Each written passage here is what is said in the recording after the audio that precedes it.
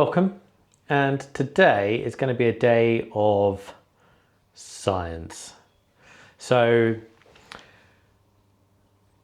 anyone who uses an old bike knows about ethanol and what it can do to your carbs and your fuel tank and just general running.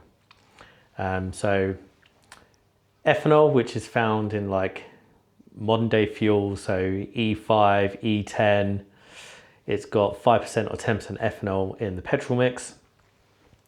Some of the petrol stations around here that say E5 actually don't have any ethanol in them, but they have to market it as that anyway.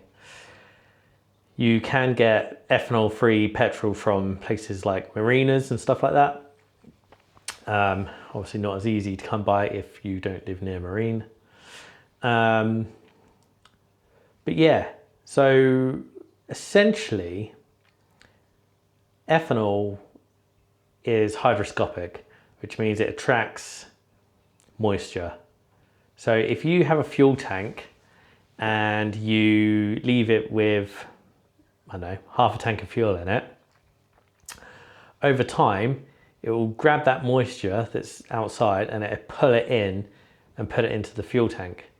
Now if you, let's just say you leave your bike over winter in a damp moist garage like I do, and you leave it in your side stand, that moisture is going to come in, it's going to go to the lowest point of the fuel tank, which is normally going to be the left hand side because that's where your kickstand is. And on this particular bike I'm going to show you in a minute, or the fuel tank, it's going to sit there by the fuel tap, make it all rusty, sort of make it sludgy, and then bad things happen. So in my instance, I've left this bike to sort of, with very little fuel in it, on its side stand, not really being used for a couple of years. And that is the RGF, or the RG Wolf 125 fuel tank. Now I've started a series where I'm rebuilding it, and I went to go look at the fuel tank because it needed painting, and I had a little look inside and wow, it was bad. It was rusty. And it was much worse than the RGV fuel tank I had that had a bit of rust. Now with that one, I used vinegar and used the acid effects to clear it out. And then to stop it from flash rusting, I used bicarbonate soda with water, give it a little swirl, empty it out, and used a hairdryer to dry the tank out. Now, I'm going to do a different approach with the RG fuel tank. And with the power of science, we are going to use electrolysis. So I've got it on the go already at the minute. I think I've got some clips where I've got the fuel tank, some clips of the inside of the fuel tank, so I'll overlay them. Now, so the way this works is I'm using a battery charger, and the earth is connected to the fuel tank. In this instance, I'm using the fuel tap because it's metal, and the positive is connected to this Allen key. Now this Allen key cannot touch the inside of the tank, which is why it's sort of using this setup as to sort of protect it. Inside of the fuel tank, it's full of water, along with soda crystals. I put maybe a cup full of soda crystals in there and some warm water, mixed it all up, brimmed the tank and dipped that in.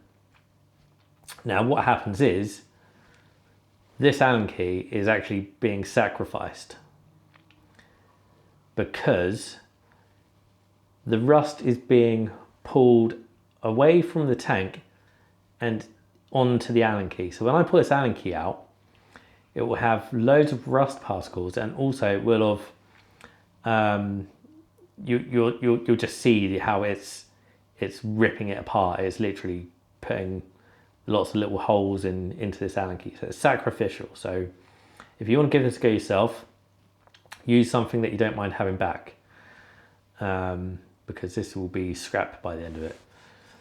Now,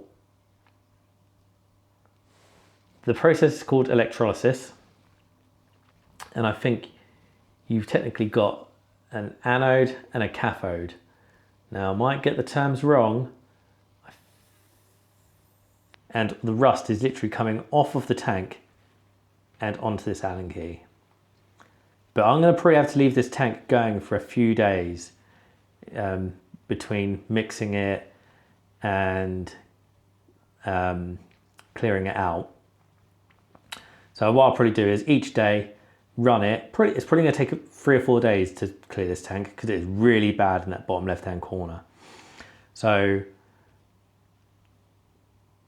I'm just going to show you the process, and you'll have to come back for a future video to see how well I get on with it. I think we'll have brilliant results.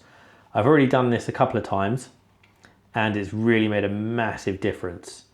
So I just need to stick with it. But let's see if I can show you the state of this Allen key. Let me just turn the power off.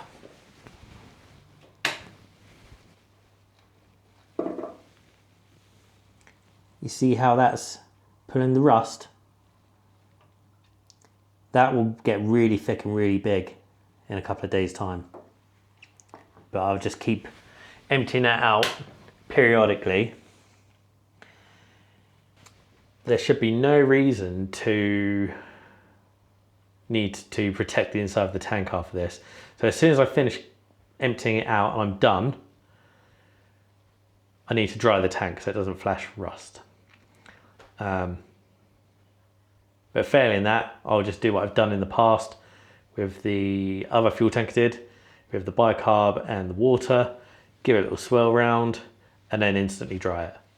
But yeah, this is it's a nice little science experiment, and it doesn't really cost anything other than power.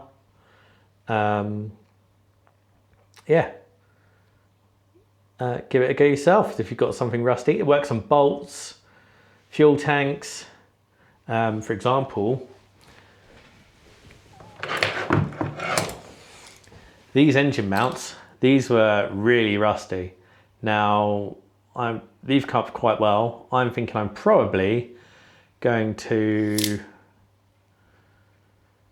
buy a zinc plating kit and zinc plate them. So that'd be nice. So that might be something in the future to look out for. But yeah, if you've given it a go before and had results, let me know. Or if you've got any other ideas, let me know. Be interested to hear. But until then, I'll catch you on the next one.